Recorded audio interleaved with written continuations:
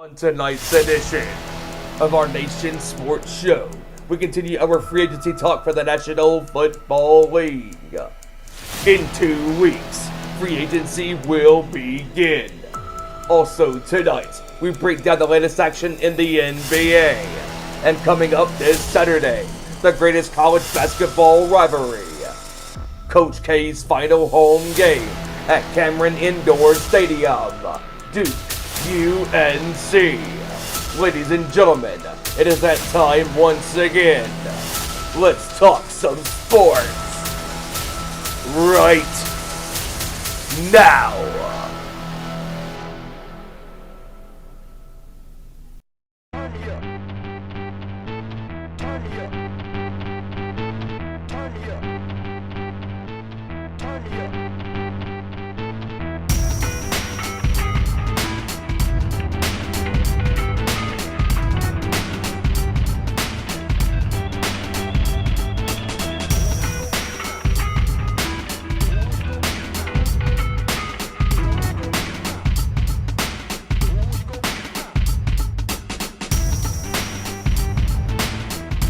From the gridiron to the court, talking all that is sport.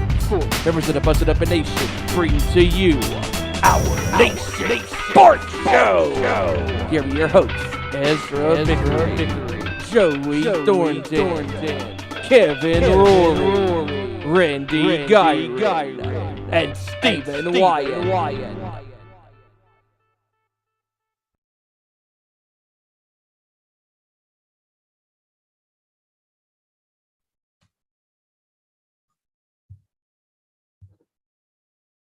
There we go. All right, guys. Everybody's here. We are live once again. Another Tuesday is here, and that means our Nation Sports Show is here, everybody. What's going on? I'm Ezra Vickery here with my crew, and we got a hell of a show for you today. Our Nation Sports Show, once again, live on YouTube. Follow us on there. Go to youtube.com, search our Nation Sports Show. Look us up. Hit that subscribe button. Need to get to 100 subscribers to get to that custom URL, that's for sure. Once we get to that, then it's easier for you to find us and easier for us to share content with you, as always. Of course, you can find us on Twitter at ON_Sports Show. Find us on Facebook, facebook.com/Our Nation Sports Show. And Our Nation Sports Show, of course, is on Instagram as well. Don't forget also to follow our colleagues at the Nation's Corner as well. You can find all their socials.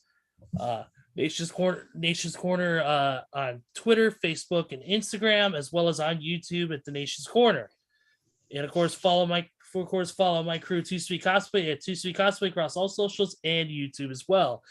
No events yet for us, so stay tuned for that as well. But enough of my yakking, enough of my talking, enough of my self-promoting myself, which is what I like to do sometimes.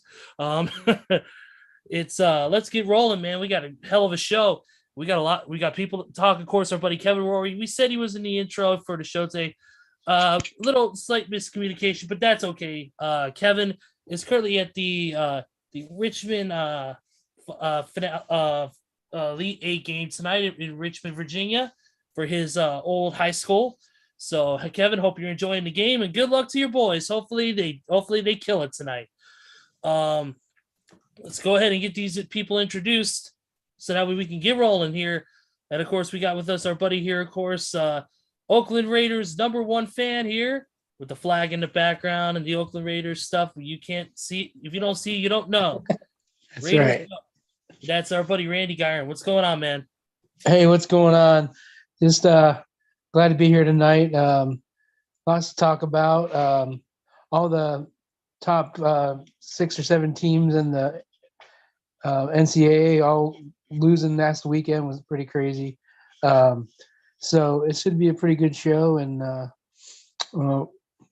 thanks for having me. Of course, man. Of course, definitely.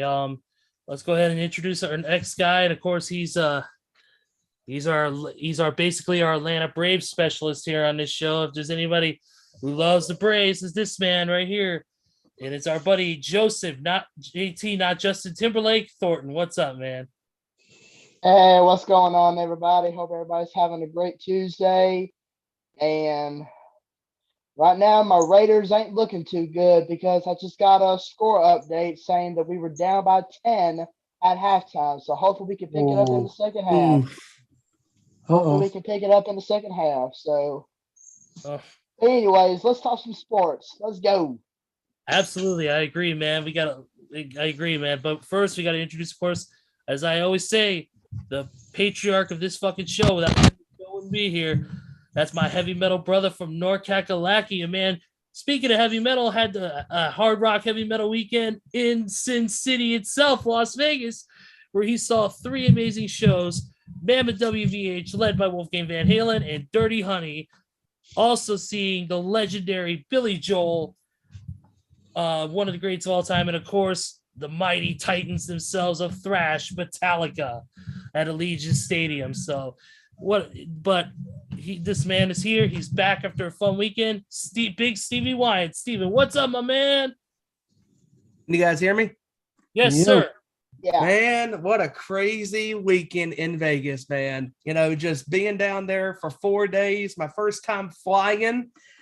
We got to Raleigh at about 5 o'clock in the morning, and it was a lot of fun, man. You know, going to those shows this past weekend.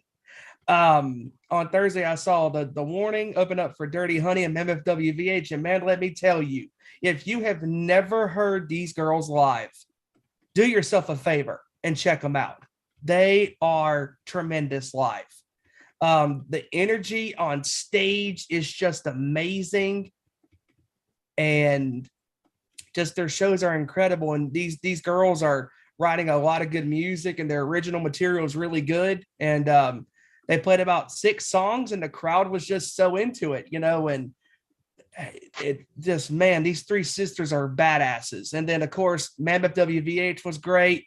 The highlight for that show for me was their performance of a cover of Them Bones by Alice in Chains. That was amazing live.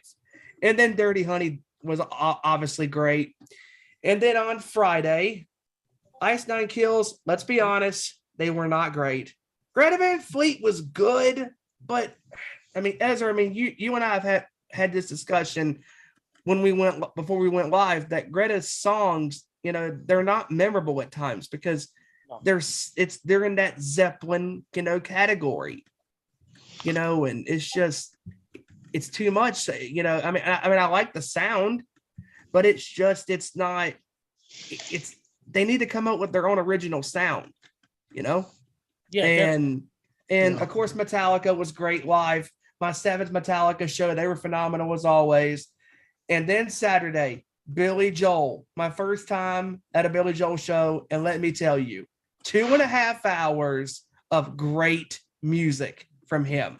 He was phenomenal. His band was great. The song selection from hit singles to deep album tracks, it was amazing. And also, you know what they say, you're going into Sin City, and for the first time I gambled and I won. So I'm happy about that. I played some blackjack, and it was a lot of fun. And glad to be back home and, you know, back here in Rockingham, North Carolina. And shout outs to Kevin. He's at that Richmond game at our old high school that we graduated, hard to believe, 10 years ago. And so hopefully Richmond can pull it out, and Paul McNeil can do his things. And that kid's great, man, you know, and you know, just glad to be back with you guys on the show and talking about some sports, what happened this weekend in the NBA, of course, our free agency talk and all that. And so let's get the show underway. Let's go. Absolutely. Usually we go straight into the football talk, but we got some breaking news to get into in the world of baseball. And that comes straight from ESPN, who first reported this.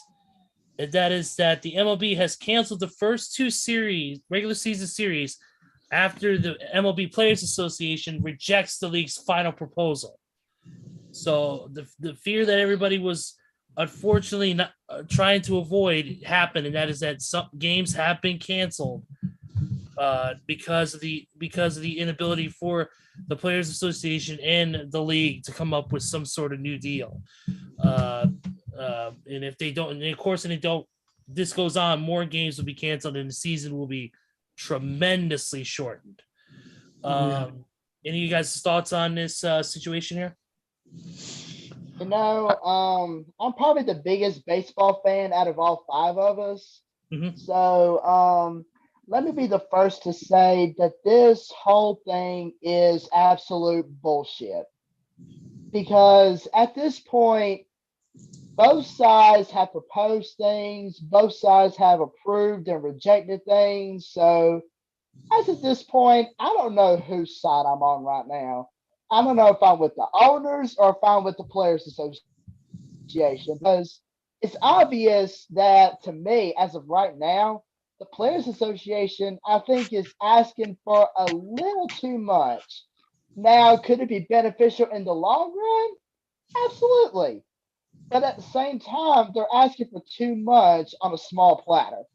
Whereas the owners, it's like, well, we see what you guys are trying to propose and we agree with some of it, but we like to do things our own way. So we're going to tinker this and tinker that and tinker this and tinker that.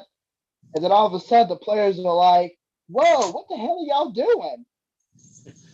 So as of this point, I don't know what's going on right now. And frankly, both sides got to come to an agreement soon, because if there's something I like about springtime, it's good old baseball. So guys, come on, get an agreement together and let's watch some baseball, for crying out loud. Yes. Let's be honest here. Let's be honest between the 4 of us, and even Kevin. Baseball is the most overpaid sport in the entire world of sports. Nobody in their right mind should be paid $350 million for 15 years of play. Give me an absolute fucking break.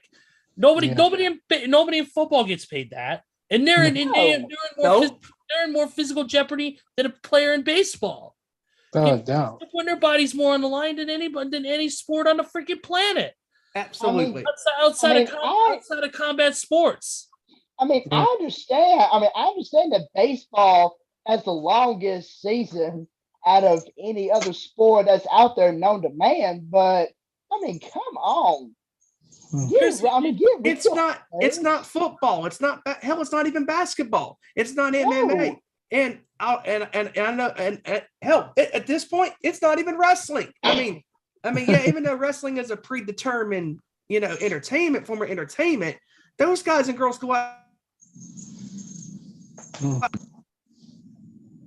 Steven, your audio's cutting out, please. Yeah. No, I can't hear you, brother. Out. But, can you hear me now? Yes, sir. Yeah. Okay, so as I was saying, so it's not. Nope, you're out again. Good grief. Steven. You're out again, buddy. Yeah, some technological issues. Yeah, we're having some technological issues on Steven. Hopefully he can get it fixed. Well, my take on this whole baseball thing is that I used to be what's that? I don't think Steven can even hear us. I don't know. He's still going. Probably can, because he's still going. Oh man. I'll hit him up. Anyways, go ahead, Randy. Yeah, well, my biggest thing is I used to be a big baseball fan back in the day.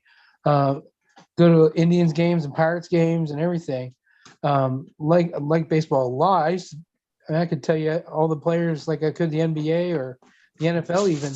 But over the last couple of years, I just got out of it, and it hasn't had the same, for lack of a better term, pizzazz as it used to have. I hate to say it, but and they went away to the COVID year. They played that half a year, and I don't even think anybody knew they were gone.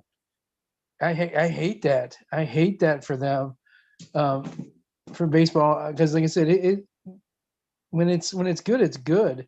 But I think the season's way too long, anyways. Agree. To begin with, but I really just hope that for MLB's sake and the players' sake, I don't think they're really thinking about the big picture, that people are just going to forget and they're not going to care if they play at all. or fold, and that would stink because I really like. I still like watching baseball, even not as much as I used to, but yeah, Right. World Series and playoffs are great, and See, they're on the bird. You know, that's when I like it, is the playoffs. without a doubt. Oh yeah, the playoffs Yeah. is when it's definitely Absolutely. more interesting. Because remember that World Series game, guys, back in, I believe it was 2018, when it was the Dodgers and the Red Sox, and the game went into like 20-something innings. I'm like, good Lord. What is Oh this? hell yeah! Dude, that was a phenomenal game. I mean, it was anybody's ball game in that game. Like, that crowd, they were just on pins and needles the entire duration of that game. I'm like, it was crazy. It went to like 1 o'clock in the morning on the East Coast. I'm like, good Lord, like this is wild. But when baseball gets it right, they get it right. And that's the problem. I mean, it is a great sport, but it's just these players and owners, when these CBAs come up, it is just too much, because you have, of course, because it's not surprising that this is happening, because it's happened in the NBA, the NFL. These guys are asking for way too much money in baseball, and they need to come to an agreement at some point, or the season, like you said at the top of the show, Ezra, is going to be cut short. And they can't, and baseball fans don't want that. And I'm pretty sure that the athletes don't want that either, because that's cutting into their season and their paychecks. Oh, yeah. Yeah, well, you also got to. It's not only that, but also you got to think. It depends on which side you're on, the Players Association or the MLB. Right. You know, the MLB could be it. The MLPA may be looking for too much more, maybe depending on what they feel their maybe certain players deserve, or what certain like health insurance options, or whatever the case may be. But then again, you got it's a two-way street, but it's also a double-edged sword. You got these players who think they're getting gypped, but in reality it can go both ways. You could say that the MLB is not putting out enough for these guys and making sure they're well protected and cared for. But then again, you look at the contracts, you look at the money that these guys are making. Some of these players making these 100, 200, 250, 275 million a year, and they're not even worth it. You got to look at what the biggest example of players being paid correctly is the NFL. The NFL plays the players not only based on performance, but they play them based on their position, and Exactly. they play them based on their age. Yep. They base them on those three stats.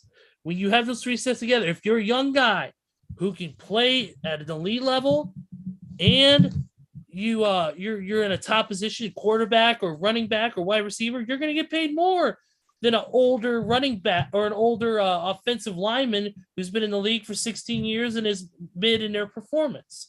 That's the way it should be in the major leagues, but people are getting so overpaid. Yep. I know that's not the topic we should be getting into. It's more or less this whole situation. It sucks they can't come to an agreement, and we wish they would. And especially me, I am a baseball fan. I've been a baseball fan for well over 16 years.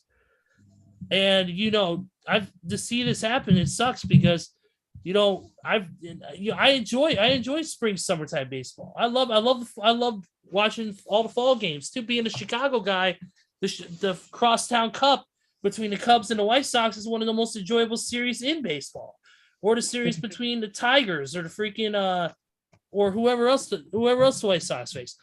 It just sucks that right now we're in this kind of conundrum, and as owners, fans, we got to sit and watch this go down. It's ridiculous. They need to get their shit together so we can even have a remotely full season.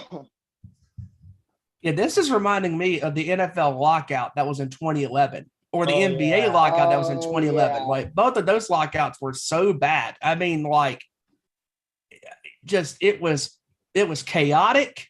They were arguing, and I'm like, guys, you have to come to an agreement at some point, because you're losing games. I mean, the NBA in 2011, their season went from an 82 game season to, I believe it was 60 games, right? 60, 62, something like that. Yes, And something like that. Yeah. Yeah. And then in 99, the NBA went from 82 to 50. It was wild. It was a wild, and that's when the unpredictability can happen in these shortened lockout seasons. Because the Knicks 22 years ago made it to the NBA final, or 23 years ago made it to the NBA finals, and they were the 8th seed in that locked out shortened season. And the NFL has had some crazy things happen with these lockout scenarios, like the Giants going to the Super Bowl and that year and beating the Patriots that year. And then who knows what the hell's going to happen with baseball this year. I mean, if they have a season, great, but it's going to come at a cost because these players are going to be losing some money and they're going to be losing significant games. And the MLB cannot afford that because that's cutting into their television revenue, obviously, because they're not going to be able to broadcast those games and stuff. So the players and the player union, they need to come to an agreement ASAP because this is getting to the point of the NBA lockout from 2011 and the NFL lockout from 2011. I agree with that wholeheartedly, man. This just got to be settled. It seems like it's going to be it just seems like it's going to be more of a knockout, drag out brawl, which it shouldn't be. It should be pretty easy to figure this out. But then again, that's why we're doing this show and we're not in the offices of those meetings. But then again, that's what it comes down to. And we'll just have to, as sports fans, we'll just have to wait it out. That's all we can do. Yep. But let's go ahead and move on to some actually let's go on to football. Why not? Let's talk a little bit about some football news that came down today or over this past week, and that is that the Arizona Cardinals have picked up the player option for Mr. Kyler Murray. So after all the drama surrounding him unfollowing the Cardinals on social media and his posts and all that, it seems like that there was some sort of agreement made, and it looks like Kyler is going to be sticking around.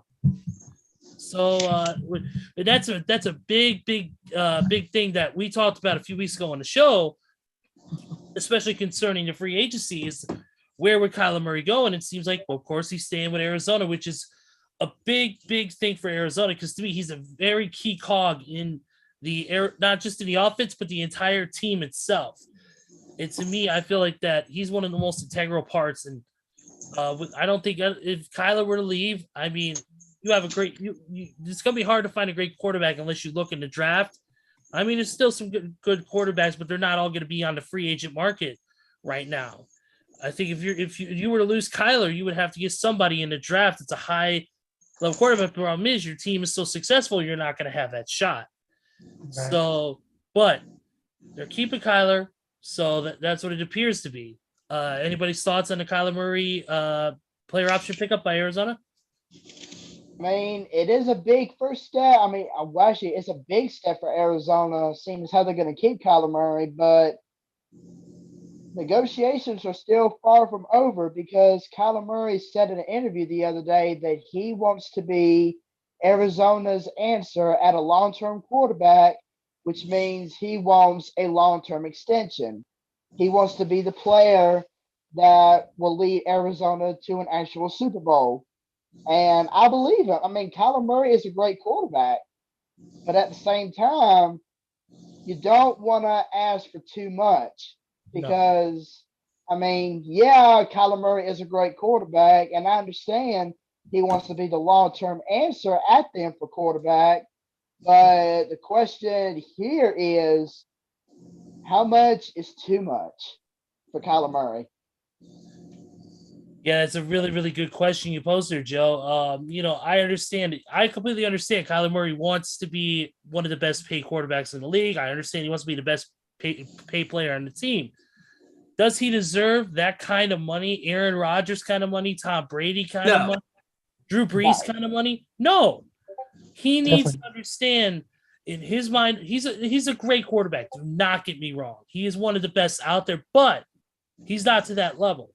He's not to that level where he can command, a 5-year contract, $180 million, $190 million. I don't think he's that type of quarterback to be able to command that kind of money.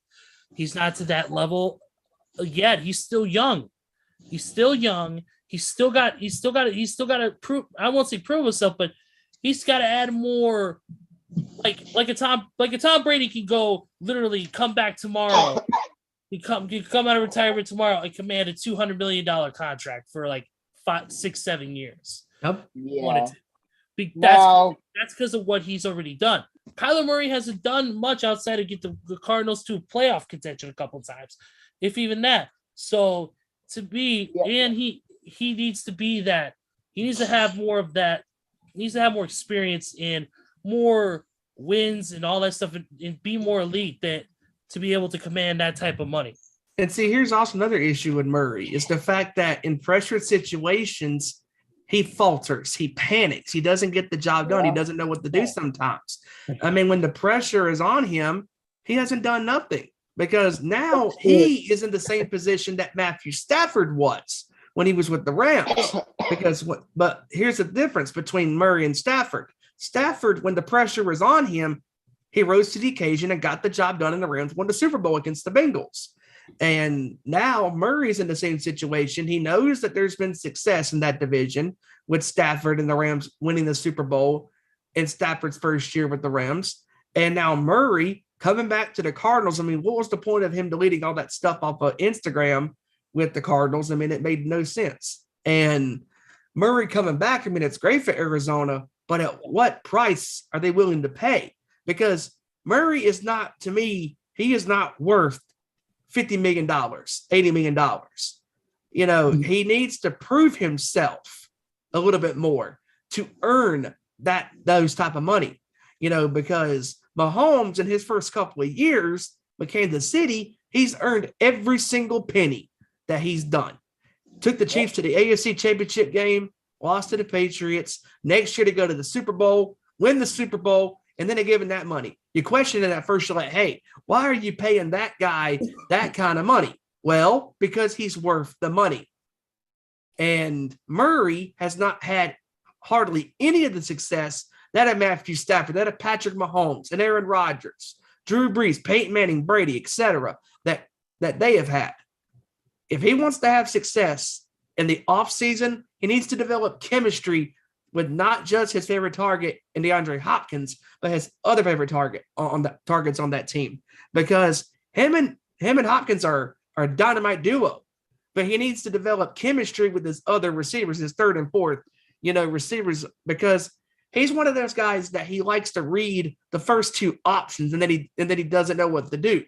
But guys like Mahomes and Stafford and Justin Herbert, when he's consistent, and Joe Burrow, when these guys, when their favorite targets are not getting open, their eyes are down the field looking for that guy to get open, to get the ball to. They don't care if it's a running back, a tight end, etc. They are willing to get the ball to the wide open guy.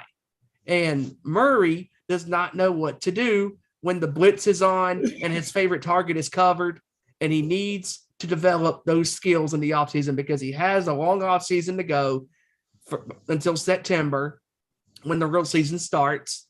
And I think if Kyler Murray can put in the work, he can be one of the top 10 quarterbacks next year. Now, the Cardinals are looking good early on last year, but as we all know, Cliff Kingsbury was the death of them, especially in the playoffs. Kyler Murray, when he was on his A game this past season, he was great. Didn't throw hardly any picks. He threw multiple touchdowns in games, 34 touchdowns a game, and he was considered one of the top 3 MVP candidates. And as the season went along, his play was downgrading, and that's why he wasn't voted as a top MVP candidate, because he just wasn't consistent the rest of the way. And if he's going to be good next year, it has to start right here, right now in the offseason. Yeah, I think he picked a really weird year to try to flex, so to speak, because they were really good and then they were really bad. If they were good all year and then he actually missed a couple games and they won without him. I mean, they blew out Carolina. Not that that's a big not thing. That's a hard task to do. Yeah, but they blew out Carolina without him. I mean, Carolina would blow out Carolina. Yeah. Yeah, North Carolina Tar Heels football team would probably blow out the Panthers, but Charlotte High School would blow out North Carolina. 100%. God.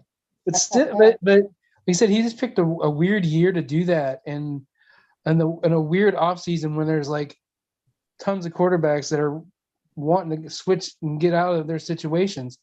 I would have kept him around if I was Arizona, but they proved they can win without him. I mean, but they just got a little too much invested in him. But he if he'd have went anywhere else, he'd have had the same problems, the same everything. So it was just a weird choice of weird timing for him, I should say. It for him to is. do that, you know. Well, here's the thing too, is that if there's a team out there that's desperate for a quarterback, they're going to overpay him. Oh yeah, well, That's the thing that I think that Kyler Murray needs to avoid, because to me, I mean, yes, getting paid handsomely is. I mean, of course, I go to any team to get paid as much as a Tyler, as a freaking Tom Brady or Drew Brees or whatever. But Exactly. you need to be, you need to prove your worth. You need to prove that I'm worth this much money. You can trust me to be the quarterback that you expect me to be to earn that kind of money. And unfortunately, right now at this point in this stage, I don't think that Kyler Murray is that guy. He needs to not prove himself more, but it's a matter of building that success. He needs to build that success to say to Kyle Kingsbury, who is I believe he is the he's the head coach, to prove to the head coach and to the front office, hey, hey, I did this, we won these games, or we got to this round of the playoffs, or we won the Super Bowl. Hey, I'm worth $160 million over a 5-year span. Or he's just gotta prove that worth of his, that hey, I could be the elite quarterback in the future, and I am worth that kind of money. Yeah, absolutely. I mean, because the problem with this is, think about it, guys. I mean, look at the wide receivers, the defensive backs that have said in the offseason, I am worth this much money. I know I am. What did they do when they got that nice big fat contract the next year? Did not do diddly squat in the next season. I mean, he is asking too much at this current time, because even a diehard Arizona fan is going to sit there and go, okay, Murray, we like your play, we like you as a quarterback, but you're not good. You're not the guy that should be getting paid that kind of money just yet. You haven't had success deep into the postseason. Now, if Arizona goes to the championship game next year and Murray is consistent throughout the entire season, then okay, maybe you can pay him 45, $50 million, whatever, with 30 or so guaranteed, whatever. That's fine. But he needs to do something about it in the offseason, because talk is cheap, and he needs his play on the field needs to be consistent next year. Because for the first 6-7 weeks of the season last year, he was killing it. And then when he met Green Bay and Green Bay handed them their first loss of the year, that's when the downfall for Kyler Murray started to happen. Yeah, I mean, you guys all make great points, but Randy, going back to what you said about Kyler Murray doing all this at such a weird time, I can tell you guys exactly why Kyler Murray is doing all this at this point in time. Because sports writers have been talking about it, NFL writers have been talking about it. Shit, everybody involved with NFL football has been talking about it. This free agency period is going to be known. Actually, it's already known as the year of the quarterback. You got Yes, it is. You got quarterbacks who are projected to go Lord knows where. You got names such as Aaron Rodgers, Kyler Murray, Russell Wilson, Carson Wentz, Baker Mayfield, Kirk Cousins, Jameis Winston, Mitchell Trubisky. I can go on and on and on. You got all these quarterbacks out there who can be projected to go to other teams. And Kyler Murray is seeing all the big names like the Aaron Rodgers, the Jameis Winston, all these other big names, and he's like, maybe I can cause a little bit of controversy on my own. And that's exactly what he's done. And let me tell you let me tell you real quick, bottom line, if you do this again, or if you even think about doing this in the near future, you are going to wind up shooting yourself in the foot. Bottom line. He'll end up Absolutely. in Detroit. Absolutely. Speaking of Detroit, I came across a mock draft that said, "Oh, Chris Godwin to Detroit." I'm like, no, sir. Yeah. Well, we do have. Yeah, he can go there, all right, if he wants his career to die. Well, we do have. We're going to talk about some news reports or some reports from the NFL about some non-committals to certain teams for players. But real quick on statement, Cliff Kingsbury, who is the Arizona Cardinals head coach, said the two sides are in a great place. I think a long-term goal here is to have Kyler to be our quarterback. He understands that.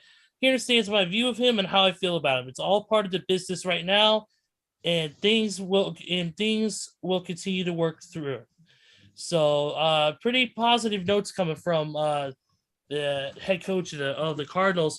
We'll see if that continues on through this offseason, see if they're able to fully lock down Mr. Kyler Murray. But let's go ahead and move forward, guys. We got more stuff to talk about here. As I said, there was some reports coming out right here. There's a report going around that the Jacksonville Jaguars are open for business concerning their number 1 overall pick. Ooh. So apparently they're willing to make some sort of offer on that. Also, the New York Giants have announced that they are open to talks about dealing Saquon Barkley. Whoa! Wow. According to the Giants GM Joe Schoen, he was asked about a potential trade for involving Saquon Barkley. He says, "I'm open to anything." Man, if that's the case with Saquon Barkley, where in the hell does he go? Because even the bigger question, who in the hell would you trade him for? exactly. I mean, Saquon Barkley is one of the best at his position. When he's healthy. Yeah, when he's healthy. The problem is he's been injury riddled for a while now. To me, though, here's the thing. When you look at trades, you look at multiple things. You look at the player as he is. You look at his performance the previous season or previous season, and you look at the risk. You look at the risk overall. Is he going to be able to stay healthy? Is he going to be able to produce like he produced before? Those are risks that you got to look at when you make a trade. And with Saquon Barkley having injury issues and health issues, keeping him out of games, do you see I noticed this last minute. We didn't have time to really talk about this, but where do you see Saquon Barkley go? Depending on those factors, where do you see him go, and maybe who do you see him get traded for? Wow. Oh man. I mean, you don't have to make a pick of who he traded for if you can't think of one right now, but just think of maybe a team that maybe needs somebody at his position. Well, obviously, the first obvious team on my list would obviously be Baltimore because Yes. they need as much running back help as any other team in the pros because Baltimore doesn't know how to keep a healthy running back on the field, for one thing. That's not shocking. Then again, that could also propose a risk because that could send some worry to Ozzie Newsome and the Baltimore Ravens front office saying, we've had trouble keeping a healthy running back on the field. So what's the problem? Are we working them too much? Does our offensive line need a little bit of a boost? I mean, I don't know what's going on. But, obviously, the number 1 team that needs a running back is Baltimore, but that's just my take. I don't know what you guys think, but Baltimore needs a lot of running back help, but more often than not, they need to keep a healthy running back on the field at all times to take some of the pressure off Lamar Jackson, because Lamar Jackson, whether you guys want to believe it or not, is heading down a dangerous path right now with all the running. Yeah. I agree 1,000%. And I agree on Baltimore. I do agree that they need a running back that can stay healthy. But the problem is, like I said, Saquon Barkley has had injury issues. The question is, can he get through those injury issues and stay healthy? We know that players who are injury riddled have a tough time later in their careers staying on the field, especially if you're injured at a young age. Saquon is still pretty young. So with that being said, I mean, Baltimore, yeah, I would take him to have a healthy running back, but the problem is you're also, like I said, taking that risk of him being injured again, and then Lamar Jackson having to go back to his old ways and possibly injuring himself and putting the Baltimore Ravens in even more jeopardy. As a matter of fact, this just happened to come across my head. The whole Saquon Barkley story. Do you know what this kind of reminds me of? What's that? Another former Giants running back who retired at such a young age. You guys might know him. His name was Mr. Tiki Barber. Yep. Oh, yeah. Tiki Barber. He was forced to, well, not really forced to retire, but he chose to retire at such a young age. And I mean, you see running backs retire at young ages all the time because, I mean, most of them can't take a hit. Nope. And get up, brush the dirt off, get ready for the next play. I mean, a lot of them can, but you've seen quite a few that can. I mean, look at all the running backs that have retired over the past few years at such a young age. I mean, you got Tiki Barber on the list. You could have Christian McCaffrey and Saquon Barkley join that list. Let's see, I'm trying to think of another one right off hand. He was just in my mind. But I forgot his name. Was it Judas? No. Was Judas in your mind? No, it wasn't Judas. I can't believe I made that joke. What have I? Was it becoming? I made that joke. What have I become? Oh gosh. But anyway, quickly, Joe, while you think about that, quick shout out to a couple of our people in the chat, and that is shout out to William Giron, who joins us on the show. Randy, you talked about this gentleman. What is his relation to you? Is that your brother? It's my dad. That's your dad. Nice. That's awesome. It's a pleasure to see you on here, sir. Welcome. And of course, our good buddy Steve Lawson's on here too. That's awesome. What's up, Steve? Steve, our fellow metalhead brother. Yep, absolutely, brother. Rock on. Steve Lawson actually posted this: Saquon Barkley to Atlanta for Deion Jones and Calvin Ridley. I think he might go to. He can go to Miami Dolphins. They be looking, to take some of the burden off of Tua. I think that would help them out. They won't lose games, right? Oh, no. But say that also kind of allows a problem because Miami has had a lot of trouble with their offensive line over the past few years. True. So I mean, yep. And the Philadelphia needs a running back as well, but they ain't going to trade him to a division rival. So they have a lot of draft picks too, but they ain't going to trade him to no division rival, especially in the East. Oh my gosh! Let me ask you guys this: what about a Super Bowl contending team? What Super Bowl contending team needs him the most? Vegas? No. Of course, you would say Vegas. In your dreams. Look at the damn flag behind you. I got a little bit of bias, but I would. The best. Let's be honest, Randy. The best thing to hit your stadium was those concerts this weekend with Metallica and Billy Joel.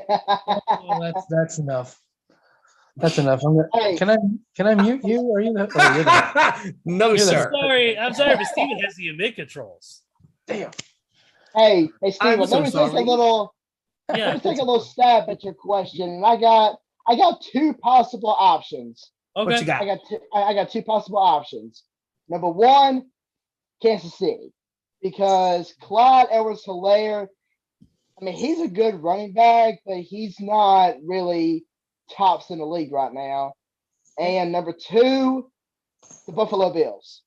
Nice. You know what, Joey? That's not bad because I mean, Kansas City's running game is the weakest part of their team, and so is honestly Buffalo because both of those teams have dynamite receivers on the outside and then the slot, but no really strong running games. Now, Damian Williams, when he was with Kansas City, he was a really good running back for them, but he's not on the team no more, and their running game went out the door.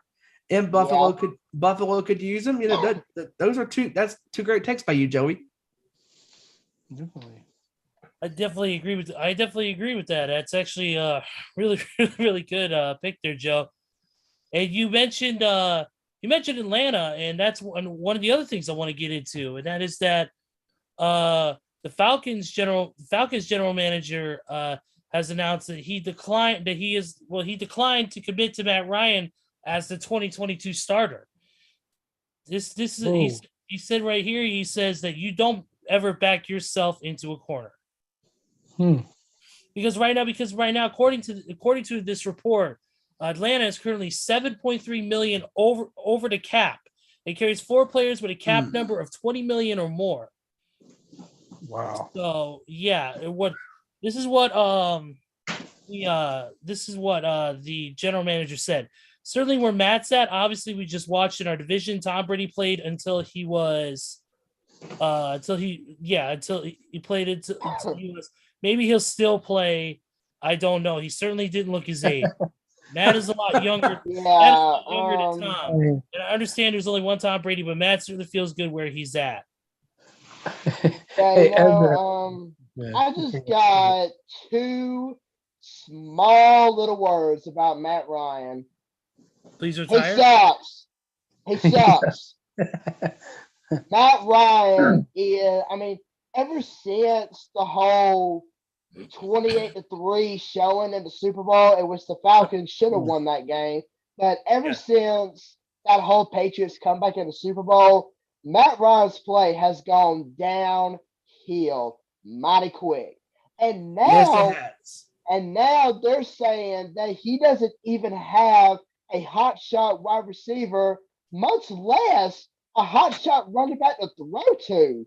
I mean, because Calvin Ridley, he's probably been sitting at home saying, "Well, golly, Julio Jones, who was one of my best friends on the team, he went and packed his bags and went on to another team. Maybe I should be doing the same thing as well because I don't want all that pressure to be on me." You go back to the 28-3 loss back then. It was They basically might as well put 11 porta potties on the field that day because they all took a shit. But anyways,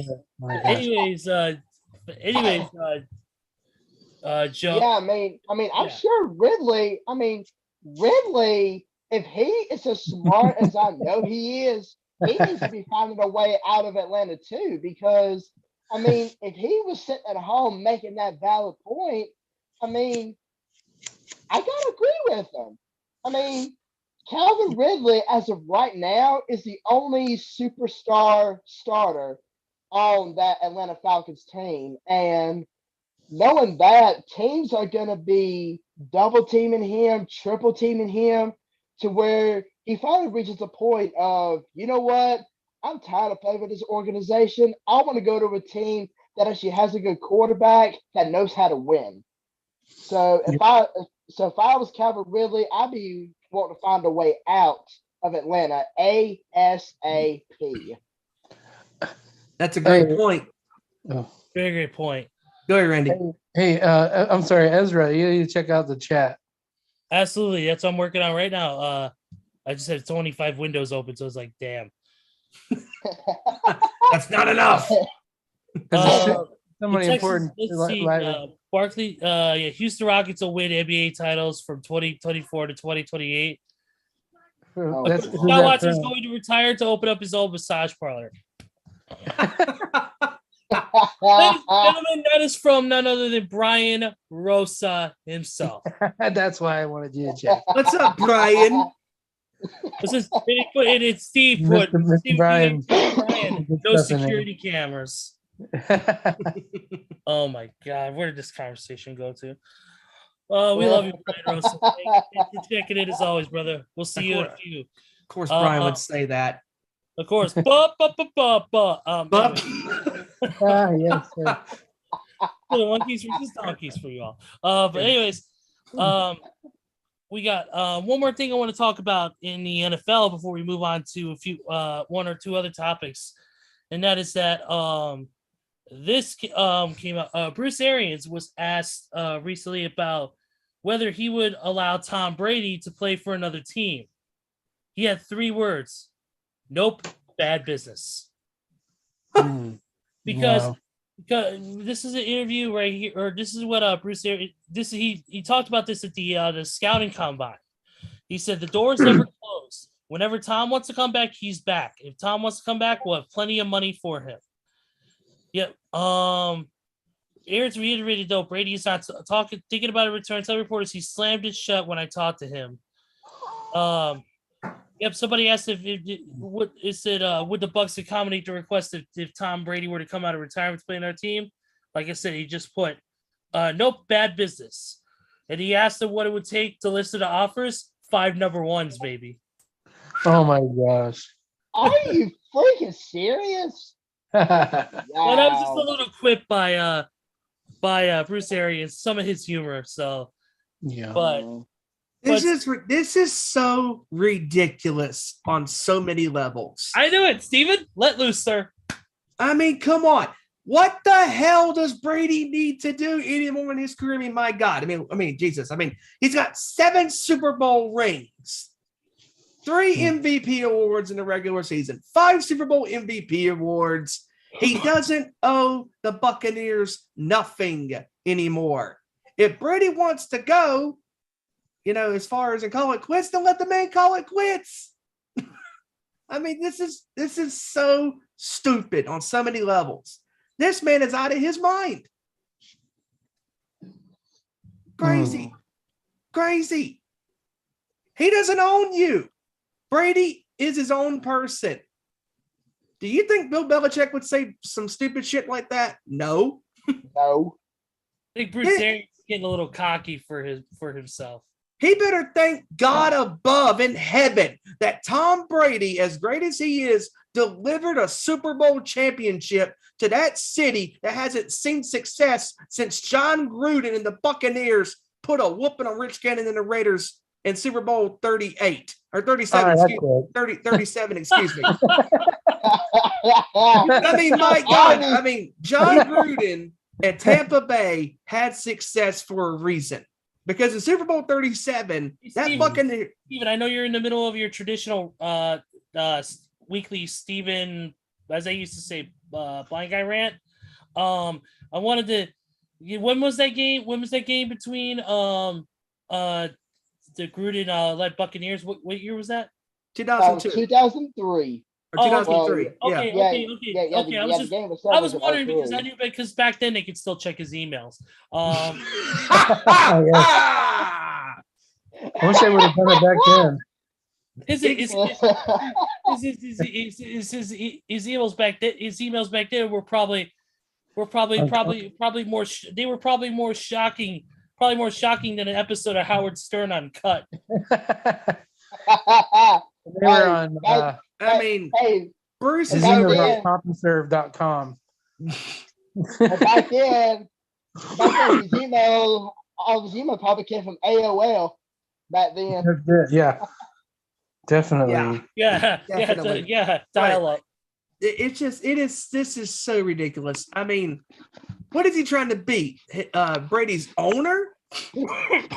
Come on. This is. I know, Randy. I know you can't stand Brady because of all that stuff. But the tweeting. This is ridiculous. I mean, he Brady just go away. Damn it. Brady does not. He does not need to prove nobody else nothing anymore. Man, maybe we need to put you and Tom Brady in a room so you two can have a chat. Give Yeah, him 2 shots of tequila and let him go duke it out. I'll kick him between the pockets. Yeah. But the Right fact between the that pockets. Bruce is over his Don't head. deflate his ego. Yeah, that's right. Yeah, or don't spy on him. Yeah. But it's just this is so ridiculous. I mean, come on. Yeah, I agree. but I do agree, but as funny and confusing as that situation is, I'm kind of confused as to what's going on in Ron Rivera's head, because apparently him and the entire Washington Commander front office has compiled a list of 42 quarterbacks they would want to bring on their team. Of course, not all at once, but apparently they've been calling these teams, wondering what the cost would be to bring one of their quarterbacks to the DC area. And I was just like, what the hell are you trying to do, Ron? I mean, just pick a quarterback, make an offer, and see if the team goes for it. It's not that hard. Yeah, exactly. Hey, but if the Washington Commanders get themselves a quarterback, would he be called a general? We start giving these guys ranks. Oh, good. So what is the ball boy going to be a private? Yeah. And then the water boy is the private first class. Oh dear God. Water David, sucks. Hey, the ball boy in New England was the MVP for a while there. hey, Deflating that Ezra, can ball. you mute yourself in the chat? No. Here's the problem. If I did, I would be as silent as your team was last season. Dang. Oof. Oh, Yowza. Brutal. Absolutely. yeah, but I actually hate to bring a little bit of bad news. I just got a final score update. I'm afraid I've got some bad news. Richmond has lost tonight by a score of 83 to 62. Dang. So Kevin is going to be in a very bad mood for next week's show. Yeah, and he's bad luck. Dang. So, oh man, that's there's always next year, Richmond. Always next year. Well, he is from North Carolina, right? Yeah. So that explains that he's bringing the Carolina Panthers charm to their city. That's it. Damn.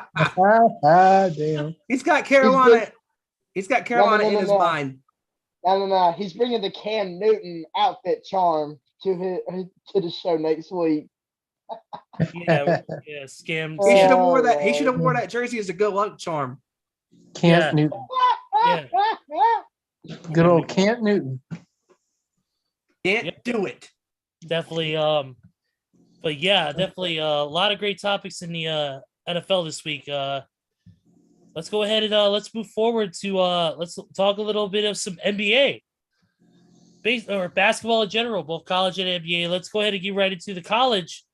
And let's talk about the big news, and that is that Coach K will be playing his final game against the University of North Carolina. It's a huge game for Coach K. Of course, I believe it's a huge rivalry, right? Yes, guys? it is. Oh, It's a yeah. massive rivalry. Sorry if my college basketball's a little off. I just don't watch it as much as I used to. But man, actually, Duke and Carolina is definitely the biggest rivalry in all of college basketball. you guys should see the tickets on Ticketmaster. These tickets on these resale markets, because Ticketmaster is not the original market for these tickets. I don't know what the original market is for those tickets were when they first went on sale, but StubHub and Ticketmaster, these tickets are going insane as far as the prices. There's seats, $5,000. How about there's one section, 15 grand a piece. The least expensive ticket on Ticketmaster, last time I checked the other day while I was in Vegas, $3,000 is the least expensive ticket on Ticketmaster. Well, it is crazy. with a game that's as monumental as this, you expect that to happen. I mean, Yes. any big event that's history making, it doesn't have to be a World Series. It doesn't have to be A Super Bowl, an games. NBA Finals, etc. It doesn't have to be even wrestling. It doesn't have to be a WrestleMania. It Right. doesn't have to be Right. a Bound for Glory and Right. All Out. It can be any event that's going to be history making, and those ticket prices are going to inflate because of the demand. People are wanting them, and this is a huge game because, like you said, the rivalry between Duke and in North Carolina is probably the most prolific rivalry in all of college sports. And with that being said, this is Coach K's last hurrah in that city. So it's going to be interesting to see how this plays out with the emotions surrounding his final time in there. And of course, North Carolina is going to be looking to make a statement on and spoil the party for And him. get revenge because in their last meeting, Yeah, they got destroyed on February the 5th. I mean, Duke ran them out of the gym, and that's what UNC is looking to do this Saturday. And so when we landed in Raleigh this morning from Vegas after our flight, a gentleman I was talking to, he said, "Man, are you excited about that Duke UNC game Saturday?" I'm like, "Yeah, man, it's going to be good." And he said, "You know what? I just thought about this." I'm like, "What's up?" And he said, "Why hasn't Duke built a new stadium or a new, gymnasium, and because if they get a new gym, that would be cool because I think Duke should get a new gym and name the new arena or stadium after Coach K to honor him because he's been there for 30 plus years because UNC did that with their famous coach, Dean Smith. And I think Duke needs to do the same thing. They need to upgrade that stadium to make it, and I understand it's been around for 50 plus years. I get that. But you need to move with the times after this season and honor the guy, not just on Saturday at this game, being his final game at Cameron Indoor Stadium against UNC, their arch rivals. In the near future, in the next several months, maybe a year or so, Duke needs to do something very special for this man who has helped them win championships in college basketball, had some of the greatest players in college go to the NBA, Shane Battier, Carlos Boozer, Grant Hill, guys like that, and they have had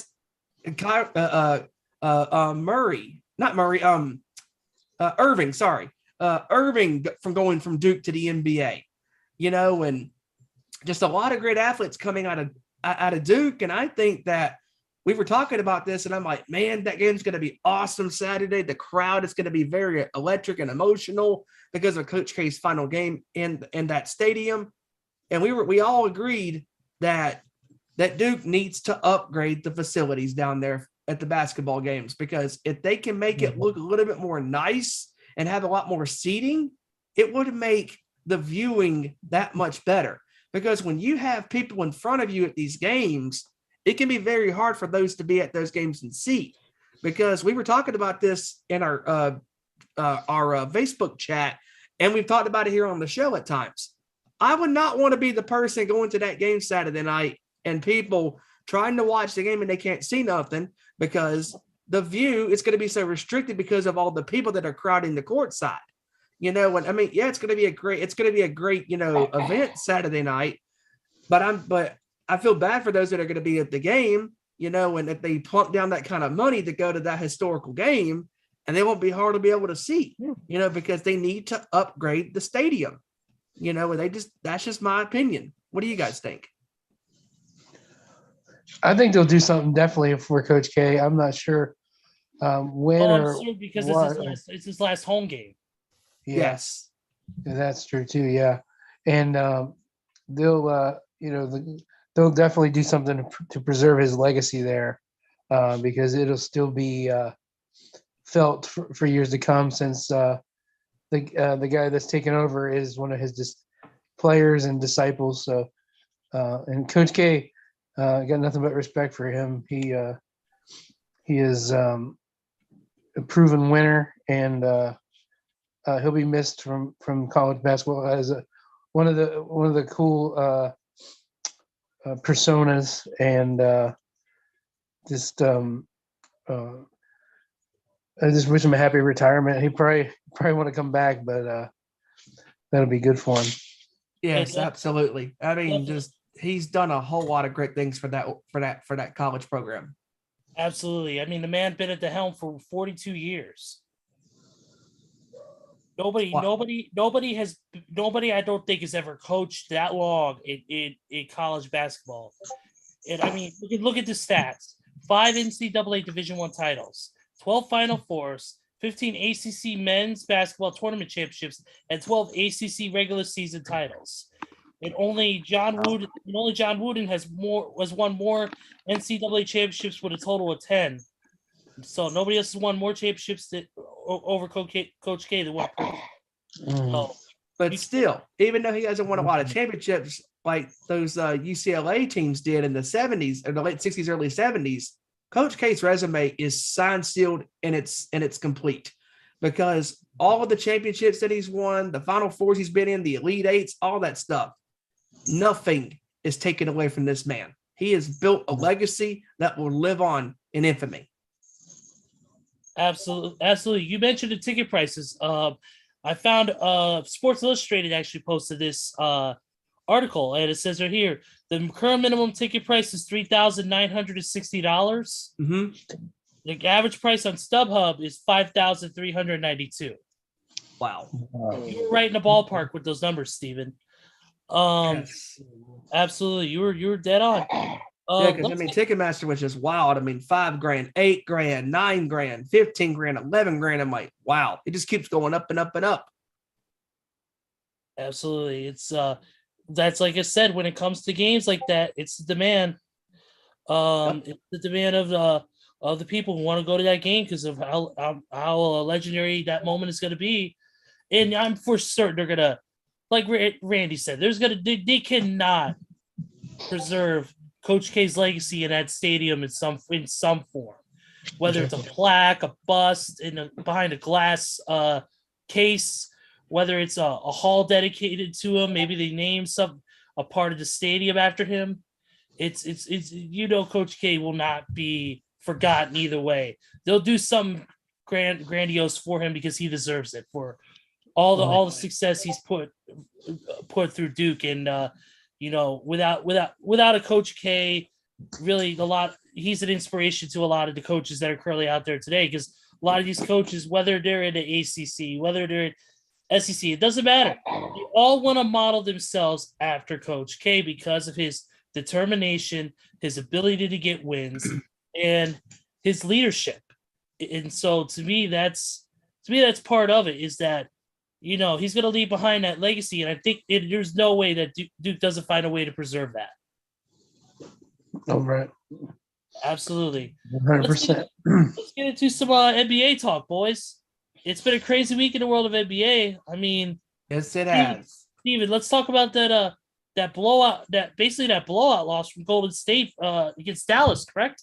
Yes, man. So Golden State was up by 21, and then Luka Doncic led a comeback with the Mavericks, man. I mean, they came storming back in that second half to win that game and to stun the Chase Center in San Francisco. I mean, he was pouring it on 30 points, 11 assists. I mean, this guy was just insane. He would not let the Mavericks go quietly just yet. I mean, when he is healthy, he is the next superstar, and he is the next superstar for the Mavericks. I mean, ever since Dirk has been gone, a lot of questions were asked: who's going to be the future of the Mavericks? Luka Doncic is, and just what a fierce comeback by these guys. I mean, they would not quit. Curry and Curry and Thompson and all those guys they didn't get the job done, and just a wild game. Mavericks ended up winning that game by 6. Absolutely. Yeah. What do you guys say we talk about this and what comeback is, much less knows what a win is lately? And that's the team that we've been picking on this whole time. The good old LA Lakers. Yeah. How about that Sunday shit show? Yeah. The Pelicans went in there and absolutely stomped them out of the Crypto.com arena. I hate that damn name. That will always be the Staples Center to me, damn it. Come on. Well, let's talk about, speaking of the Lakers, let's talk about Russell Westbrook's comments. He said that if you this is based kind of paraphrasing, say that if you come here to boo, take your ass home. People that pay his salary, basically, he's telling them to stay home.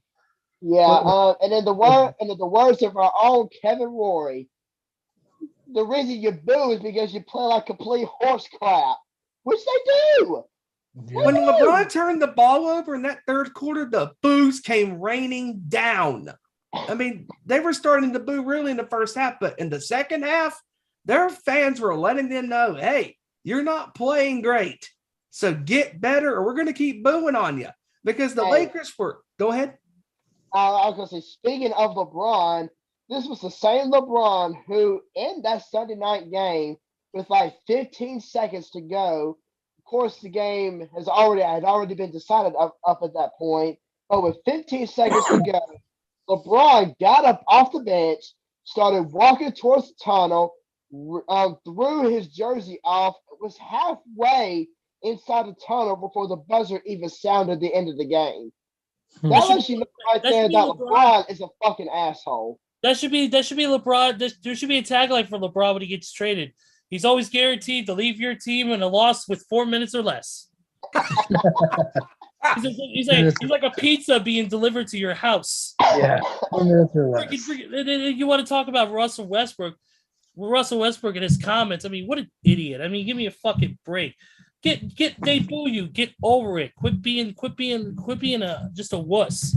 I mean, come on. I mean, in the first half, if I remember correctly, Joey, they had, I believe, 16 turnovers in the first half. I'm like, what is this? Russell Westbrook's fashion sense makes more sense than his. Hey, and LeBron and Russell Westbrook, 14 turnovers in the whole game between the two of them.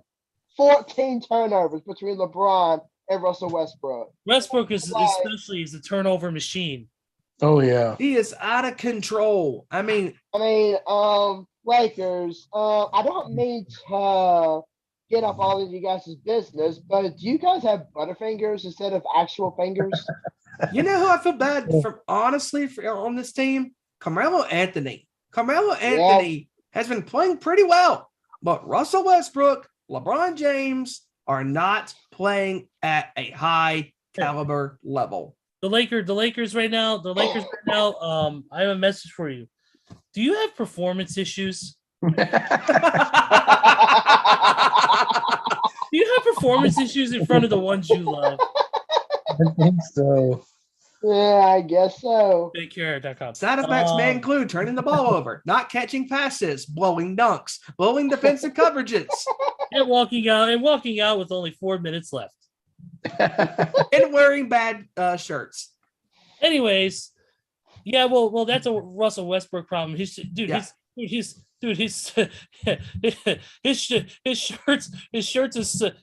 is so loud. People can hear him from 50 yards away. You think with all that money, with all that money, he can afford light bulbs. He looks like he gets dressed in the dark. Because his shirts make the light for him. Yeah, probably it too. Speaking of the Lakers, we're not done with the Lakers yet. Oh no, we're not just yet. No, the Lakers announced that they have signed DJ Augustine. And they are waiving DeAndre Jordan. He threw a pass to Vegas. Congratulations, DeAndre Jordan. Now you can finally go to a team that knows how to win. Man. Yep. They only shot 20% in that game from the 3-point line against the Pelicans on Sunday.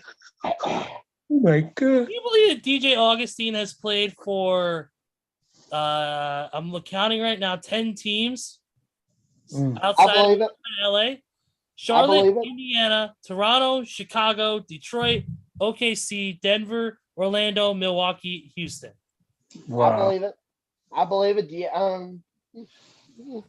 Ever since DJ Augustine got drafted, he's been a hopper. He's hopped around to all these different teams. Yeah. He's been bounced around more than a LeBron turnover. Which, mind you, I was correct. They had 16 first-half turnovers and 17 points off of turnovers by New Orleans. So, yeah, bad job, Lakers. Bad job. This is the worst super team in NBA history. And we love it. Absolutely. At this point, even if the Lakers can somehow get Giannis and Steph Curry on their roster, even that wouldn't be enough to save them because the Lakers are just continuing to dig themselves in a deeper and deeper hole that they're not going to find a way out of come playoff time. That is it. That is if they even make it that far. Real quickly, I want to kind of backtrack a minute to the Coach K discussion because your dad, William, had a great comment. And that is that the Coach K is the Undertaker of college basketball. That is a great. That is a fucking amazing comparison. Great job, sir. Excellent job. Bravo. Bravo. But back to the basketball discussion. A couple other things. The man who's been speaking of players who have been hopping around teams this year, the man who's been kind of that journeyman has been Isaiah Thomas. He's been signed to multiple teams this year for 10-day contracts, and now he's signed to the Charlotte Hornets for 10 days now. Which honestly, that could be one of the best things that's ever happened to Charlotte because when Isaiah Thomas gets the ball, I mean, people don't hardly ever give him a chance. But now that you're gonna have Isaiah Thomas back there with LaMelo Ball and Terry Rozier, I mean that could start to elevate Charlotte's play a little bit because, I mean, obviously, maybe from North Carolina, I want to see Charlotte succeed. I want to see him succeed. Yeah. And right now, they're in a good spot right now. They just got to start being more consistent. The Hornets have a better chance of being successful than the Panthers do. Oh, yeah. Got that right. Yeah, definitely. One of the reasons why is he got that spot is because of the performances he's been having in the G League. Isaiah Thomas has been a member of the team known as the Grand Rapids Gold. He recently just scored. He's been averaging 41 points in 3 games for the G League affiliate, including a 45-point performance against the Windy City Bulls on Wednesday of last week. And then 2 days later, he scored a season high 46 points with 9 3-pointers and 7 assists. Wow. So Isaiah is out of his mind in the G League right now. So I mean I think that's a good get for Charlotte, even if it's just a 10-day contract. Personally, I would love to see Isaiah get another shot. You know, it seems like he's been doing well. It seems like he's been playing pretty well. I mean, can he transition that back onto the main court and do it? I think he can. It's just a matter of, is he going to have the right system around him? Maybe Charlotte is that right system. Who knows? We'll find out. I just hope that he can perform well. That way they can give him a longer contract because when he's healthy and he's on his game, he's one of my favorite players. Yeah, he was really good he was really good on the Pistons too. Oh wait, wrong Isaiah Thomas. Oh, that's the wrong one. Hey, I think that we should have a basketball game between Kyler Murray and Isaiah Thomas to see, because they're about the same height. We'll see who wins that one. The 5'1" guys. You can play, instead of horse, it could be trade. But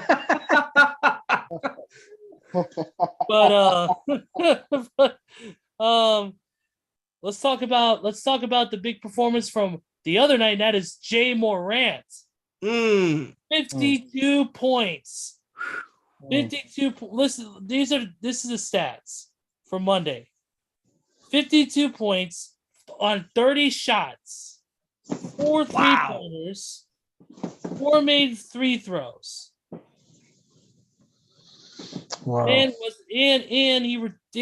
Jacob Podol unfortunately became the newest poster added to Jay Morant's collection.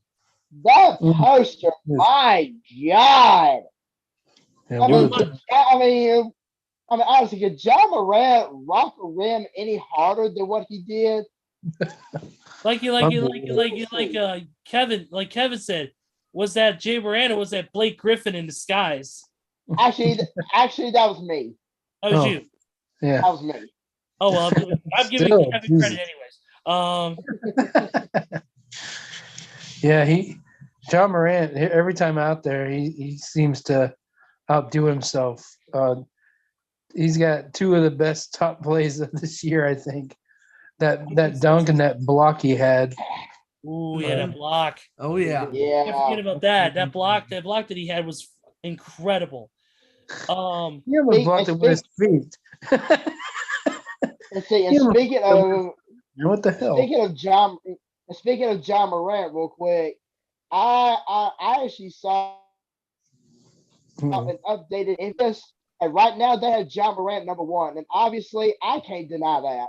I can't. I mean, John Morant is playing on a whole other level right now, and he's the reason why Memphis has been so good and so consistent this season.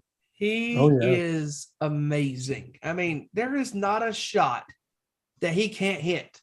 He believes when he takes that basketball court, when the ball is in his hands, he can hit any shot. It doesn't matter if there's a defender or 2 in his grill. He will shoot with confidence. And that's the thing. If you shoot in rhythm, 9 times out of 10, you're probably going to make the basket because Exactly. And how about that shot he hit from the tail end of the Memphis logo, 36 feet away from the basket, and he drained it like it was nothing. Maybe I bet he's like, well, damn, I can hit that shot in my sleep, and he probably can because he's just that good of a ball player. Yep. Definitely. Yeah, he just keeps getting better every year, it seems, too. He's a great player, I think. I like watching him play for sure. He scares me with them in the playoffs because I don't want to be any team like Phoenix or even the Warriors, because when Morant gets hot, you're not stopping him. He is just crazy good. Definitely, I agree.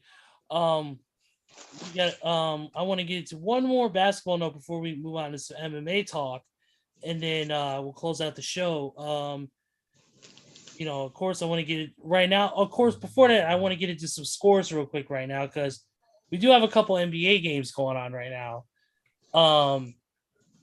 Right now, the Pistons and the Wizards right now, 64-63, Pistons over the Wizards. Hawks over the Celtics, 21-19. Raptors over the Nets. Nets over the Raptors, 45-43.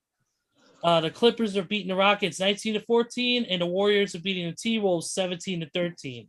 The other game tonight, 10 p.m. Eastern, Lakers and the Mavericks on TNT. Another loss is fixing to happen for the Lakers. Oh, You're gonna God. televise that crap? Like Ice Cube once said, today is a good day. But Yep.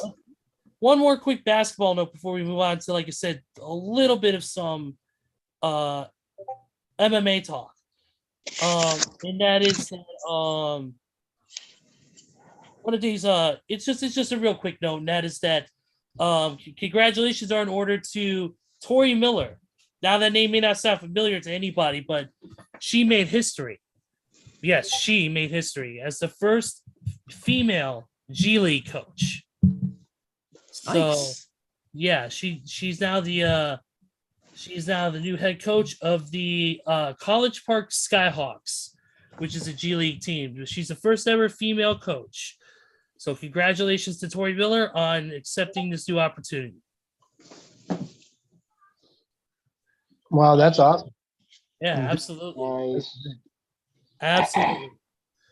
Let's move on to the finale of the show. Let's get into some mixed martial arts sports. or get into some mixed martial arts news. And unfortunately, we got to start off with the elephant in the room, and that's the news that broke last night. Cain Valaquez has been arrested on attempted murder charges involved in a shooting in San Jose, California, where a man was left shot in a hospital and another man arrested. Seemed like there was. Seems like the this from what rumors are speculating is that it was an issue where he thought that somebody abused one of his children and he went after him and shot him. Wow. Man. But I didn't know the details, but well, no, that's what's being rumored. That's not exactly confirmed by anybody yet. But Right. the only things we can confirm is that he has been arrested. He's currently sitting in a San Jose jail without bail, and his scheduled court date is tomorrow. So It's wild. this does not look good at all for the former UFC heavyweight champion. No, it does not. And I was in the airport in Vegas waiting to get boarded, and I heard about that news. I'm like, wait a minute. Did somebody just say Velasquez? And I'm like, not him. And then I was like, that is just crazy to me. I mean, you would figure with a guy like him, and he wouldn't get himself into trouble like that. But you never know with these athletes and stuff, with their personal lives, because we don't know these guys and gals behind the scenes. Yeah. I mean, he's 39 years old, a former two-time UFC heavyweight champion, and just a trainer, for MMA, and training new fighters and stuff, and he seemed to have his life in order. And I hope to God that is not the case, that he did this, that the man that he shot, disrespected his kids. Because let's throw that on the table. What if this man did not disrespect Velasquez's kids? I mean, I hope he didn't, but still, it doesn't matter. I understand. What I mean is you should not do that, because Velasquez has now put himself into a serious fire that he cannot get out. Yeah. Because if he is found guilty, he's going to be in prison for a long, long time. Absolutely. It's unfortunate, and unfortunately it's the way this came out. Cain, he shouldn't have done what he did, and unfortunately he's going to pay the price. But like you said, every action has a reaction, and this is exactly the proof of that analogy. And if the man did this, if he did disrespect his kids, that's not good. But there is a rational way to handle situations like that. And Velasquez resorted to violence. And violence, as we know, is not the answer to resolving anything. And he could have done this peacefully and just said, I would appreciate, that you don't do that again. I hope the man didn't do that. Disrespecting the man's children. I mean, no man is going to take no shit from nobody if they disrespect their kids. I understand that fully, heartedly, and agreed with that. But there is a way to handle things peacefully without resorting to senseless violence. Well, unless you're engaged, then violence is the answer. But yes, always the answer. Yeah, MDK all fucking day. Yes. But anyways, let's get into some more positive stuff. Let's talk about the return of a champion.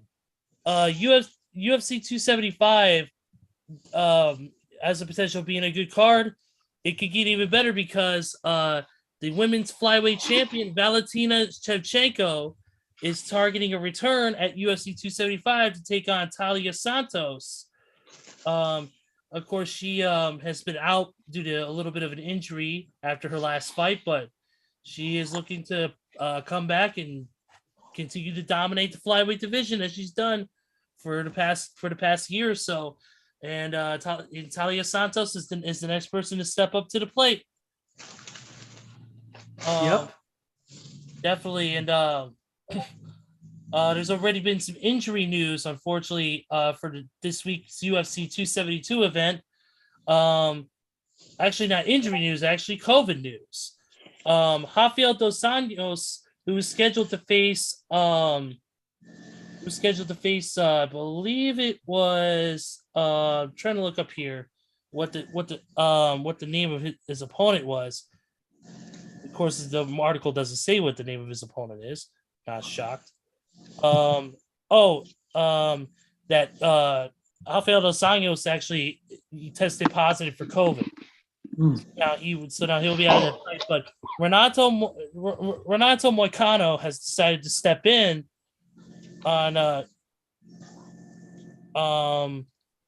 that fight. So it should be a really good fight. Actually, it's not Rafael dos Anjos who withdrew. It's actually his opponent, Rafael Fiziev.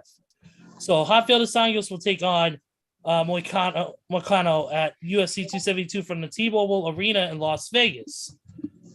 Of course, the main event of that card is, I believe it is Colby Covington versus Jorge Masvidal. Yes, it is. Oh wow! It's gonna be It's going to be good. two That's of the gonna best be a great trash fight. talkers in the entire MMA world. Wow, yes. Square off in that. Also, real quick, to talk about. Oh yeah, UFC 274 on May 7th has another fight added to it, and that is Amanda Ribas will take on the karate hottie herself, Michelle Watterson. Ooh, okay. I like that name, Karate Hot. Yeah. Yeah, she was one of the baddest fighters on the planet, a bikini model who can also kick your ass. Awesome. Nice. She's an amazing fighter.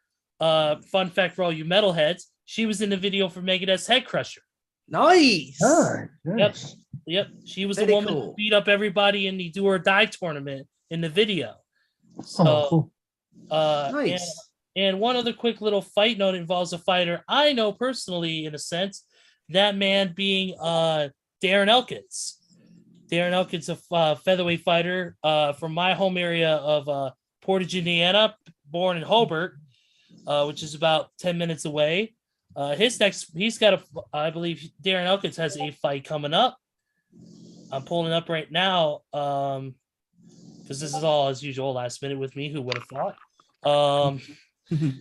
But Darren definitely has a fight coming up at UFC. Here it is. Because Darren's very active on social media. Yeah, he does have a fight coming up. I believe it's the third week of April. His opponent right now, I think his opponent got switched out due to an injury issue. So, but yeah, he's fighting this third week of April. Darren is a very tough fighter, one of the most gritty, determined fighters out there. Known the damage because he takes so much damage but gives it right back. Nice. So definitely going to be cool to see my family friend back in the octagon. That's cool as hell. But do you guys have any other things you want to talk about real quick? No, sir. Nope, I think I'm good. Steven, do you have anything? I think that I am good. All right, absolutely. Okay, let's wrap it up, guys. First thing, also, we do want to mention a big congratulations to Thunder Rosa Yes. on a huge victory this past weekend. She wrestled at one of the two GCW events. I believe it was GCW. If I'm not mistaken, the name of the event is The Coldest Winter. She wrestled against former Ring of Honor television champion Tony Deppen, and they put on one hell of a war. And Thunder absolutely tore it up. So congratulations to Thunder Rosa on a huge victory this past weekend. And of course, don't forget, also this weekend is Revolution, which I know the Nation's Corner will cover. It's going to be a huge match. Thunder Rosa finally getting her women's world title shot against the champ, Dr. Britt Baker, DMD. So that's going to be a hell of a matchup. And if anything they did in the lights out match is what we should expect, possibly, it's gonna be a fucking dog fight, guys. Definitely. But that of course will be covered this Saturday. We'll let Steven do the whole plug in a second on the Nation's Corner, of course. I don't want to steal his thunder on that one. But final thoughts, everybody. Randy, you first. Great show tonight, guys. Thanks for having me as always. It's going to be interesting. We'll be talking more as the mock drafts come out and the free agent stuff starts to develop. It'll be real great to see where some players are going to end up and where they're projected to go. And it's just going to be exciting for a couple weeks here. until the draft, and then until the season starts, of course. Of course. But you have a great week. Definitely, definitely. We'll see how everything plays out, including with this whole MLB kind of lockout, pulled Get out. a damn deal, please. Come on. Yeah, I agree. Joe, you're up. You too, yeah. Once again, another great show with you guys. Happy to be on here week after week to talk sports with you. Awesome gentlemen. I hope everybody has a great rest of the week, and I hope that I start feeling better over the next few days because I've been a little under the weather past few days. So hopefully I can start feeling better soon. I hope so. Definitely feel better soon, man. Steven, let's you know the drill. Oh yeah, absolutely, man. As always, another great show with you fine gentlemen, and we look forward to having Kevin back on next week talking about that game that he was at tonight, and talk about the game. And unfortunately, the Richmond Raiders did not get the win tonight in Rockingham, North Carolina, to move on to the next round. But hey, better luck next year, boys. And I just want to say real quick, man, in the past week or so, the nation has been doing some really cool stuff. I mean, on Friday, Deb and Seth went to Kids Peak to see Skid Row and Warrant live. And Trenda went to the GCW shows. And then this weekend, I believe Ashley is going to the Korn concert in Kansas City with special guest Chevelle.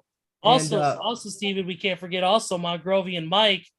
And Elder and Neil were at an event this past weekend in New York. This Friday. Yep. And cool that Neil finally got to meet Tommy, and we heard some stories about Neil, and it was all fun stuff, man. And then with myself going to Vegas for the first time, and so that Vegas trip was interesting because I came to my father. I said, we've never flown together on a plane. This was our first time flying. And I said, it's a once in a lifetime experience. Let's make some memories. And just going on to the first flight to Vegas, that was a lot of fun. I'm not going to lie, I was nervous. There was a little turbulence for about 45 minutes, but it wasn't bad. And went to Vegas, had an awesome time at the concerts with the Warning and Dirty Honey and MWW at the House of Blues. MWWVH, at the House of Blues. Friday with Greta Van Fleet and Metallica. We're not going to count Ice Nine Kills because they weren't great. And then Billy Joel Saturday night at Allegiant Stadium in Vegas. And being at that Excalibur Hotel, man, there's a lot of stuff going on there. I mean, you can hang out. There's a lot of cool food places inside the hotel. Lots of gambling was going on in Sin City in that hotel. And I feel bad for those that took the chance and they lost a lot of moolah, but yours truly did pretty good in his first time playing blackjack. So like the song goes, you got to know when to hold them, know when to fold them, know when to walk away, and know when to run. And just being down there in Sin City, man, it was awesome. And the flight last night, going from Vegas back to here in North Carolina, that flight went by so fast. I mean, like when you're on a plane, like Nirvana says, you can't complain.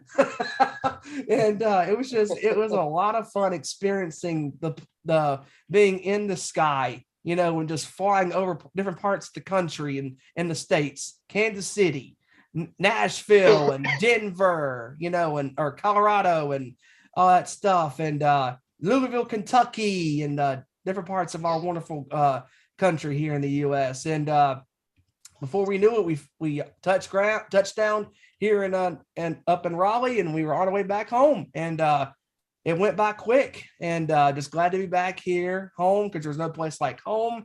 And I'm looking forward to my next trip to Vegas whenever that happens. And what's also cool about Vegas is the fact that anything you want to do as far as going to the stadium or to the arena for concerts or MMA events and stuff like that, or the House of Blues for concerts and stuff like that, it's all right there. And right there when you're at the Excalibur Hotel or the Mandalay Bay, everything is right there. It's Vegas is awesome, except for the traffic. And I said it yesterday on Facebook in my post. I would rather be in a car with Elder rocking out, ranting, than dealing with 10 lanes of traffic in Vegas. Yeah, I said it. At least Elder will use his blinker.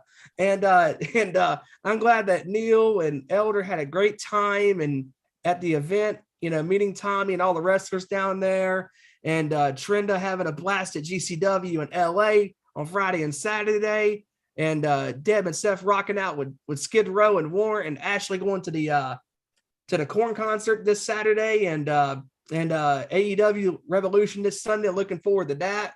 We're all going to be watching that. It's going to be great. And the Nation's Corner will be previewing AEW Revolution this Saturday at 7 p.m. 6 Central, 4 in the West. And talking about AEW and the week of professional wrestling. And you can follow the Nation's Corner on Twitter at Nation's Corner. All other social media platforms, YouTube, Facebook, Instagram, etc., is the Nation's Corner. So give us a like, a share, and subscribe. Follow us on our platforms, because we bring you professional wrestling content, giving you the best possible content that we know how to bring. And looking forward to having some special guests sometime in the near future. And so, yeah, we got a lot of great things going on with the Nation's Corner and the sports show. And I'm trying to get a hold of Lance Meadow. He's a very busy man, as we all know. Whenever I get the details on, we're going to bring Lance back on to talk about the NFL season from last year. We'll provide you the details with that. But with that being said, what a great weekend in Vegas. Great weekend for everybody that went to events this past weekend, and good luck. A great event for Ashley this weekend with Corn in Kansas City. With that being said, Ezra, wrap up this bad boy, my friend. Absolutely, guys. It's been a fun show, a great show. Flowed really well. Thank you, guys. It's going to be an awesome weekend. Hope everybody enjoys it. We got a great weekend of wrestling, AEW Revolution, of course. And then, of course, coming up in April, don't forget, guys, the Collective, GCW, Mission Pro Wrestling, of course, will be a part of it. See the talent that's been conferred, including one of the greatest women's wrestlers of all time, the first intergender wrestler, in my opinion, LaFisto, will be a part of the show. Also, don't forget, also the 3 main matches announced for GCW as well for the Joey Janela Spring Break. Joey Janela versus X-Pac, Sean Waltman. John Moxley defending the GCW title against AJ Gray, and John Wayne Murdoch facing off against Alice Colon for the GCW Ultraviolet title. So those are just some of the things that could be talked about this week and next week on the Nation's Court, as well as I will be hosting on next week's show. So check it out, guys, as always. So, and also too, real quick, Neil, I'm pretty sure it's going to be on talking about all things New Japan Pro Wrestling, and there's a lot of great stuff going on, man. I mean, the nation's everywhere, making memories, having a lot of fun, going to concerts, wrestling events, all that fun stuff. Absolutely, Steven. Well, let's wrap this bitch up. So for Steven, Wyand, for Randy Giron, for Joseph Thorne, and for our boy Kevin Rory in Richmond, I am Ezra Vickery. And of course, we'll see you all next week with another great edition of our Nation Sports Show. Take care, everybody. Have a great week, and we will see you next Tuesday. Peace.